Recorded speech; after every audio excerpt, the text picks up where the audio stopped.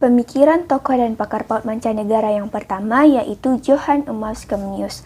Johann Amos Comenius ini disebut juga Komensky, yang lahir di Moravia tahun 1592. Sejarah masa kecilnya dilalui tanpa pendidikan yang memadai, sampai akhirnya ia baru mengenyam pendidikan di usianya yang ke-16 tahun. Ia memiliki pengalaman buruk selama bersekolah, di mana guru mengajar tanpa persiapan, tidak menggunakan metode yang baik, dan berperilaku kejam pada siswanya, yang pada akhirnya menyebabkan Comenius menjadi salah satu pemikir pendidikan yang terpandang pada zamannya. Pandangan Johann Amos Comenius tentang pendidikan anak usia dini. Comenius menuturkan bahwa manusia diciptakan oleh Tuhan dan untuk Tuhan. Manusia harus dididik menjadi manusia yang soleh sesuai kehendak Tuhan. Dan setiap anak perlu diberi pendidikan ketuhanan, budi pekerti, dan intelektual. Seperti yang pertama, sebagai makhluk tertinggi, manusia wajib dididik untuk dapat menguasai dirinya sendiri dan makhluk lainnya melalui pendidikan budi pekerti. Yang kedua, manusia harus memimpin anak untuk hati-hati, bijaksana, sederhana, berani, jujur, adil dalam segala hal. Untuk itu, pendidikan dalam keluarga menjadi sangat penting, karena melalui orang tua yang baiklah, anak akan menjadi pandai, bijaksana, dan bahagia. Comenius meyakini bahwa Tuhan telah memberikan contoh terbaik dalam kehidupan tumbuhan, hewan, dan manusia. Tokoh yang kedua adalah Johann Locke. Johann Locke lahir tanggal 29 Agustus 1632. Ayah Johann Locke merupakan seorang ahli hukum, dan dia sendiri adalah seorang dokter lulusan dari Oxford University. Sesuai dengan zamannya, Johann Locke adalah seorang rasionalis. Aliran rasionalisme dalam ilmu alam tidak mau menerima pengetahuan yang ditetapkan terlebih dahulu tanpa melalui pengenderaan dan pengalaman nyata. Adapun pandangan Johann Locke yaitu diibaratkan sebagai kertas putih atau tabula rasa yang mempunyai dua makna. Yang pertama adalah jiwa adalah kosong yang menunggu isinya berupa pengalaman, bagaikan kertas putih atau tabula rasa yang menunggu isinya berupa tulisan, dan perkembangan jiwa tidak ada batasnya atau optimisme dalam pendidikan. Yang kedua, pada waktu lahir, anak manusia adalah kosong, seperti kertas putih belum tertulisi. Pengisiannya bergantung pada pengalaman yang diterima oleh setiap anak, sehingga pendidikan atau pengalaman memiliki peran mutlak dalam pembentukan pengetahuan dan kepribadian seorang anak. Yang ketiga adalah Jean Jacques Rousseau. Ia lahir di Geneva, Switzerland tahun 1712. Sejarah Jacques adalah seorang filosof yang tulisannya fokus pada pendidikan, religius, sosial, dan politik. Ia terkenal dan sering juga disebut sebagai bapak dari Illicit Education dan Progressive Education. Adapun pandangan Jean Jacques Rousseau. Yang pertama adalah tujuan pendidikan. Menurutnya, tujuan pendidikan adalah membentuk manusia bebas, merdeka, tanpa tekanan atau ikatan. Anak akan bebas menentukan akan menjadi apa ia kelak. Yang kedua, jenis pendidikan harmoni meliputi jasmani dan rohani, termasuk pendidikan intelektual, akhlak, dan kesusilaan. Yang ketiga, usaha pendidikan secara individual agar anak didik tidak mendapat pengaruh dari orang lain di luar masyarakat, bahkan terlepas dari orang tuanya. Yang keempat adalah alat pendidikan berupa kebebasan dan kemerdekaan sebagai konsekuensi dari gagasannya, bahwa alam atau kodrat anak adalah baik tanpa kekurangan sesuatu apapun. Yang kelima, tugas pendidikan. Tugas pendidikan menurutnya adalah membiarkan anak berkembang menurut alamnya dan menjauhkan pengaruh yang jelek, karena kodrat anak adalah baik. Tokoh yang keempat adalah Johann Heinrich Pestalozzi. Pestalozzi merupakan seorang ahli pendidikan Switzerland yang hidup pada tahun 1746 sampai 1827. Pemikiran Pestalozzi memiliki pengaruh yang cukup besar terhadap dunia pendidikan karena pembaharuan yang dilakukannya dalam praktik pendidikan saat itu.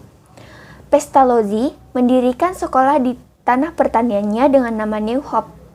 Di sekolah itulah Pestalozzi mengembangkan idenya tentang keterpaduan antara kehidupan rumah, pendidikan kejuruan, dan pertanian.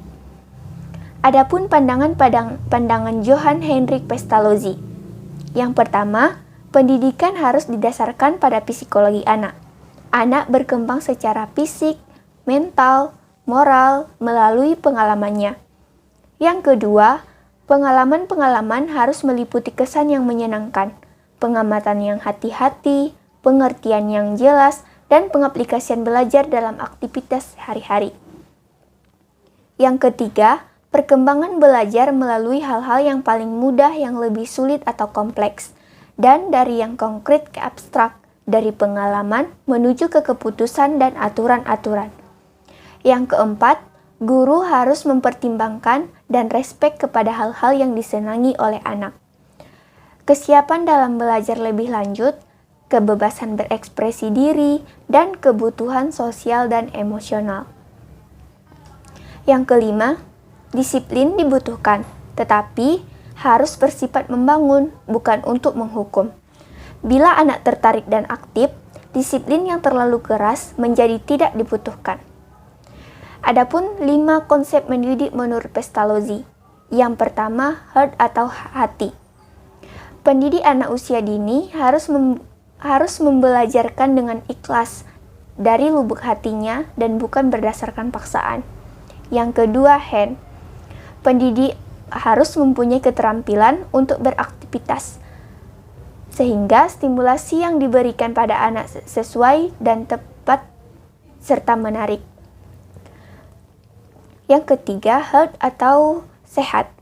Pendidik harus sehat secara fisik dan rohani, karena sosok seorang pendidik akan sangat berpengaruh pada kelangsungan pembelajaran dan kehidupan anak. Yang selanjutnya adalah head atau kepala. Pendidik harus mempunyai wawasan berpikir yang luas, sehingga diharapkan wawasan anak yang dididiknya pun akan semakin bertambah. Lanjut adalah harmonis. Pendidik harus dapat membuat anak aman, nyaman, dan menyenangkan selama mengikuti pembelajaran. Implementasi Pestalozzi melalui teori AVM atau Auditory Visual Memory. Yang pertama, konsep pendengaran. Contohnya, guru dan anak bertepuk tangan sebelum kegiatan. Yang kedua, konsep penglihatan. Contohnya, guru meletakkan cermin pada kelas agar anak dapat melihat dirinya sendiri. Dan yang ketiga adalah konsep ingatan. Guru menyiapkan kartu gambar untuk guru menceritakan tentang kartu tersebut. Baiklah, saya Desvia Anggini akan melanjutkan materi selanjutnya, yaitu Jan Lichter. Ia dilahirkan di Amsterdam. Ia seorang kepala sekolah menengah di Den Haag, Belanda. Pandangan Lichter terhadap anak usia dini, yaitu Lichter menyajikan suatu model pendidikan yang dikenal sebagai pembelajaran barang yang sesungguhnya. Metode pendidikan Lichter dalam menanamkan budi pekerti dan kata hati anak adalah melalui metode buah limau. Inti metode ini terletak pada konsep mengalahkan keburukan tingkah laku anak dengan perbuatan baik. Langkah-langkah pelajaran yang sesungguhnya adalah: 1. Menentukan sesuatu yang menjadi minat anak. Yang kedua, melakukan studi wisata. Yang ketiga, pembahasan hasil pengamatan. Yang keempat, menceritakan lingkungan yang diamati. Dan yang kelima, kegiatan ekspresi. Yang selanjutnya adalah William H. Kilpatrick, dilahirkan di Georgia, Amerika Serikat. Kilpatrick dikenal sebagai ahli pendidikan Amerika Serikat dan ahli filsafat pendidikan. Ia dikenal sebagai Profesor Million Dollar. Pandangan Kilpatrick terhadap anak usia dini yaitu pembelajaran proyek. Pembelajaran yang dilakukan guru dengan menyajikan suatu bahan pembelajaran yang memungkinkan anak untuk mengolah sendiri dan menguasai bahan tersebut. Pembelajaran proyek dibagi menjadi 3, yaitu proyek total, proyek parsial atau bagian, dan terakhir adalah proyek opsional. Implementasi dalam pendidikan anak usia dini, yaitu pendidikan tematik didasarkan satu tema. Yang kedua adalah pembelajaran proyek. Yang selanjutnya adalah Maria Montessori. Ia dilahirkan di Italia pada tahun 1896. Pandangan Montessori yaitu Yang pertama, anak usia dini tidak seperti orang dewasa, mereka terus-menerus berada dalam keadaan pertumbuhan dan perubahan. Yang kedua, anak usia dini senang sekali belajar, selalu ingin tahu dan mencoba. Yang ketiga, pemikiran anak yang masih kecil mempunyai kemampuan besar untuk menyerap berbagai pengalaman. Yang keempat, anak paling baik belajar dalam situasi kebebasan yang disertai disiplin diri. Contoh implementasi Montessori adalah kegiatan belajar membaca dengan menggantungkan kertas nama pada benda. Selanjutnya adalah Frederick William Froebel. Ia dilahirkan di Jerman. Ia dianggap sebagai the founding father dari anak usia dini. Sumbangan pemikiran Froebel terhadap anak usia dini adalah menghasilkan Garden of Children atau kindergarten, yang berarti taman atau kebun milik anak. Pandangan Froebel yaitu prinsip didaktif, yaitu otoaktivitas kegiatan individu anak, yang kedua kebebasan, yang ketiga pengamatan situasi pembelajaran anak usia dini, yang pertama perdamaian, yang kedua kegembiraan, dan yang ketiga kemerdekaan. Prinsip yang perlu diperhatikan dalam pendidikan anak usia dini yaitu the gift, the occupation, yang ketiga the mother's play. Penerapan pandangan Froebel yaitu pengalaman belajar anak hendaknya dirancang melalui satu kegiatan yang berpusat pada anak. Lalu tokoh selanjutnya yaitu Helen Parkhurst. Helen Parkhurst lahir di Amerika. Pada umur 15 tahun, ia telah membelajarkan dan menjabat sebagai guru di kota Dalton. Di sekolah ini, Parkhurst membelajarkan anak sekitar 40 orang di sebuah kelas besar. Teknik pembelajarannya kadang-kadang dilakukan secara klasikal dan tugas mandiri untuk masing-masing tingkatan yang berbeda. Dalam kondisi ini, Parkhurst mengibaratkan kelasnya seperti laboratorium anak-anak, sehingga ia menamakannya Laboratorium Plain. Parkhurst pernah belajar di sekolah Montessori di Italia. Parkhurst mencoba konsep pendidikannya untuk anak cacat di sekolah menengah di kota Dalton. Keberhasilannya mengembangkan sistem pendidikan tersebut diberi nama The Dalton Plan. Lalu pandangan Parkhurst, yang pertama, kegiatan pembelajaran harus disesuaikan dengan sifat dan keadaan individu yang mempunyai tempo dan irama perkembangannya masing-masing. Yang kedua, bahan pembelajaran dan cara guru membelajarkan harus mengikuti tempo dan perkembangan anak. Yang ketiga, bentuk pembelajaran harus merupakan bentuk keterpaduan antara bentuk klasikal dan bentuk kegiatan individu. Lalu aplikasi model pendidikan Dalton. Yang pertama, ruang kelas yang luas. Yang kedua, ruangan kelas ini dapat dibagi menjadi kelas-kelas kecil yang disebut dengan sentra atau vak. Lalu desain tersebut menunjukkan bahwa model pendidikan Dalton memberikan pelayanan seimbang antara bentuk pembelajaran klasik dan individual. Contoh gambar penataan ruang seperti balok, main peran, permainan seni, lalu perpustakaan, manipulatif, lalu bahan alam, musik dan gerak, memasak, dan komputer. Lalu tokoh selanjutnya yaitu Ovid de Crowlin. De Crowlin lahir di Belgia. Di usia 25 tahun, De Crowlin meraih gelar doktor pada bidang farmasi. Lalu pada tahun 1903, De Crowlin menjadi inspektur pada sekolah luar biasa di Brussels. De Crowlin mengembangkan suatu bentuk model pembelajaran simbiotis sebagai bentuk ketidaksepahaman dengan model pendidikan kuno yang memperlihatkan bidang secara terpisah. Lalu model dan konsep pendidikan yang dikembangkan oleh De Crowlin adalah sekolah harus dihubungkan dengan kehidupan alam sekitar. Lalu pendidikan dan pembelajaran didasarkan pada perkembangan anak. Sekolah menjadi laboratorium bekerja bagi anak-anak. Dan bahan-bahan pendidikan pembelajaran bersifat fungsional atau praktis. Lalu perlunya pendidikan sosial dan kesusilaan, perlunya kerjasama antara rumah dan sekolah. Pandangan De Crowlin dipengaruhi oleh teori evolusi Darwin, di mana tiap individu berkembang secara teratur dari tingkat terendah sampai tingkat tertinggi, lalu tiap individu harus dapat menyesuaikan diri dengan alam sekitarnya. Bahan pembelajaran didasarkan pada pusat minat pada lingkungan sekitar, yaitu kebutuhan makanan, lalu kebutuhan pakaian untuk melindungi diri dari udara, dan juga pembelaan diri, dan juga bekerja dan berolahraga. Implikasi dan implementasi model pendidikan simbiotis. Langkah-langkahnya yang pertama, observasi, lalu kegiatan pengelolaan asosiasi, dan dilanjutkan dengan kegiatan ekspresi, pengungkapan, dan pelaporan.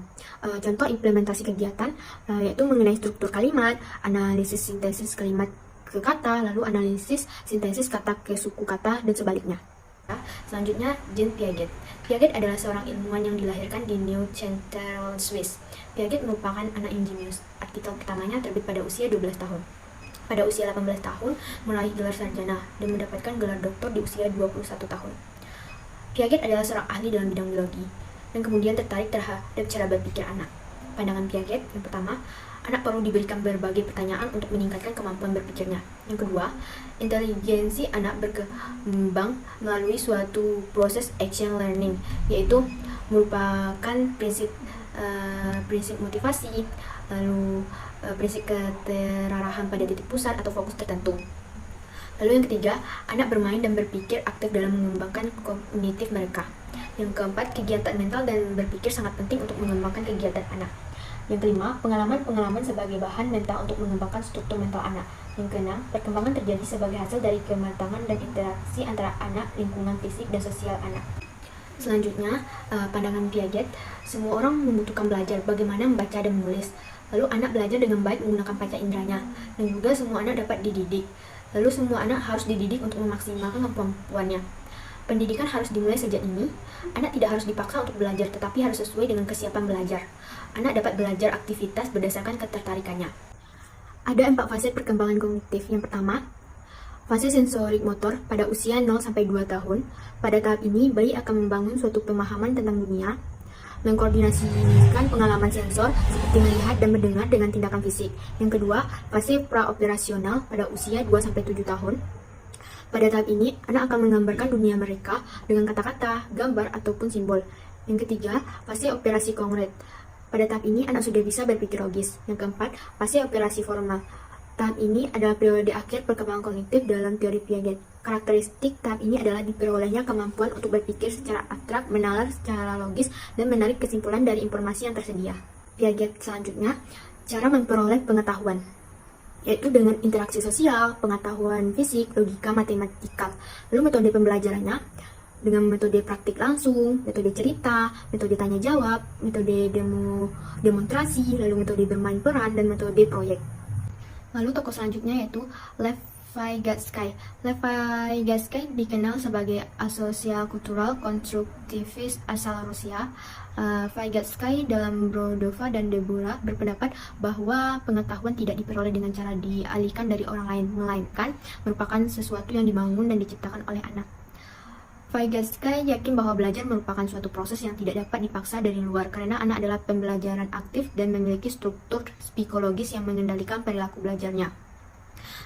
Vygotsky mengemukakan bahwa manusia memiliki alat berpikir yang dapat dipergunakan untuk membantu memecahkan masalahnya, memudahkan dalam melakukan tindakan, memperluas kemampuan melakukan sesuatu sesuai kapasitas alaminya. Pandangan Vygotsky kegunaan dari alat berpikir manusia. Yang pertama, membantu memecahkan masalah. Yang kedua, memudahkan dalam melakukan tindakan, melakukan sesuatu sesuai dengan kapasitas alaminya.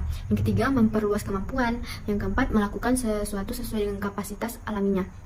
Lalu selanjutnya, anak melakukan proses membangun berbagai pengetahuannya tidak dapat dipisahkan dari konteks sosial di mana anak tersebut berada.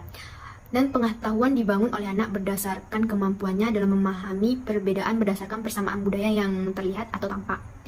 Berhubung dengan proses pembentukan pengetahuan, Vygotsky mengemukakan konsep Zone of Proximal Development atau ZPD sebagai kapasitas potensial belajar anak yang dapat berwujud melalui bantuan orang dewasa atau orang yang lebih terampil. Lalu, implementasi mode pembelajaran Vygotsky yaitu seperti menyusun balok, menyampaikan cerita. Saya akan menjelaskan materi tentang tokoh dan pakar mancanegara. Yang pertama yaitu Erich Homberger Eriksson. Erich lahir di Jermani tahun 1902 yang melatar belakang sebagai seniman dan guru. Sampai saat ini, dia belajar tentang psikolog anak. Pemikiran Eriksson banyak dipengaruhi oleh pandangan Freud tentang tahapan psikoseksual. Tetapi teori Eriksson menyajikan tahapan yang dipandang sebagai ciri psikososial, dengan memberikan penekanan khusus pada ego sebagai komponen intinya. Pandangan Eriksson memiliki pandangan perkembangan psikologis dihasilkan dari interaksi antara proses-proses maturasional atau kebutuhan biologis dengan kebutuhan masyarakat. Adapun tahapan psikoseksual dari Erikson yaitu yang pertama tahap 1, dari lahir sampai usia 1 tahun. Usia ini merupakan usia ketika anak sangat bergantung pada pengasuhnya, baik itu orang tua maupun babysitter. Ketika anak mendapatkan kehangatan, respon yang tepat dan konsisten, serta hubungan yang stabil kepada para pengasuh, maka rasa percaya diri akan terbangun secara otomatis di dalam dirinya. Hal sebaliknya akan terjadi ketika mereka sering diabaikan, tidak terpenuhi keinginan atau mengalami kekerasan sejak dini, baik itu secara fisik maupun psikis. Ia akan merasa tidak percaya dan memandang dunia dengan lebih negatif. Yang kedua yaitu tahap 2, dari usia 2 sampai 3 tahun. Pada tahap ini, keterampilan fisik anak-anak tumbuh saat mereka menjelajahi lingkungan mereka dan belajar untuk lebih mandiri. Contoh keterampilan yang dilakukan anak-anak pada tahap ini yaitu toilet training, berpakaian, dan menyikat gigi. Tahap 3, usia 4 sampai 5 tahun. Tahap inisiatif. Pada tahap ini, anak belajar untuk memulai interaksi sosial dan aktivitas bermain dengan anak-anak lain. Anak-anak juga banyak bertanya pada tahap ini. Tahap 4, dari usia 6 sampai 11 tahun. Melalui interaksi sosial, anak-anak mulai mengembangkan rasa bangga atas prestasi atau kemampuan mereka. Tahap 5, usia 12 sampai 18 tahun. Tahap ini memainkan peran dalam mengembangkan rasa identitas diri dan akan terus mempengaruhi perilaku dan perkembangan anak. Tahap 6, pada awal masa dewasa. Tahap ini meliputi masa dewasa awal ketika seseorang mengeksplorasi hubungan pribadi dengan orang lain. Tahap 7, masa dewasa dengan hasil psikososial. Di masa ini, seseorang menentukan kembali prioritas dalam hidupnya. Hal tersebut dapat dilakukan dengan membesarkan anak-anak, produktif di tempat kerja, dan terlibat dalam organisasi masyarakat. Tahap 8, masa kematangan. Tahap ini dimulai sekitar usia 66 tahun dan berlanjut selama sisa hidup seseorang. Pada tahap ini, seseorang akan mengalami refleksi kehidupan dan pencapaian mereka.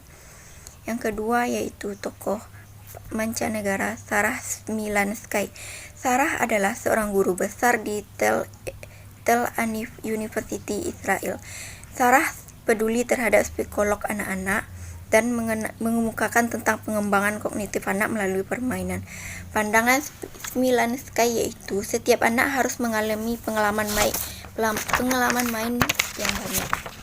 Anak usia dini belajar melalui panca indera dan memulai hubungan fisik dengan lingkungannya. Kebutuhan sensori motor anak didukung ketika disediakan kesempatan untuk berhubungan luas. Tahapan bermain pada PAUD yaitu tahap bermain fungsional pada tahap ini ditandai dengan gerakan otot yang berulang-ulang. Yang kedua, tahap bermain membangun. Pada tahap ini, anak mulai menciptakan bangunan dengan alat permainan yang tersedia dan membentuk sesuatu. Tahap bermain pura-pura. Pada tahap ini, mereka menirukan kegiatan orang lain dalam berbagai status sosial seperti guru, bidan, polisi, tentara, dan lain sebagainya. Selanjutnya, tahap bermain dengan permainan. Pada tahap ini, kegiatan bermain pada masa ini telah menerapkan suatu peraturan permainan dalam kegiatan bermain. Yang ketiga yaitu John Dewey. John Dewey lahir pada 20 Oktober 1859 di Amerika, merupakan seorang filsuf dari Amerika Serikat yang menjadi salah satu perintis pemikiran pragmatisme. Pandangan John Dewey, manusia adalah makhluk sosial sehingga sesuatu perbuatannya baik buruknya diberi penilaian oleh masyarakat. Pendidikan dapat berfungsi sebagai sarana untuk peningkatan keberanian dan pembentukan kemampuan inteligensi. Pendidikan harus pula mengenal hubungan yang erat antara tindakan dan pemikiran, antara eksperimen dan refleksi. Baiklah, hanya itu yang dapat saya sampaikan. Terima kasih. Assalamualaikum warahmatullahi wabarakatuh.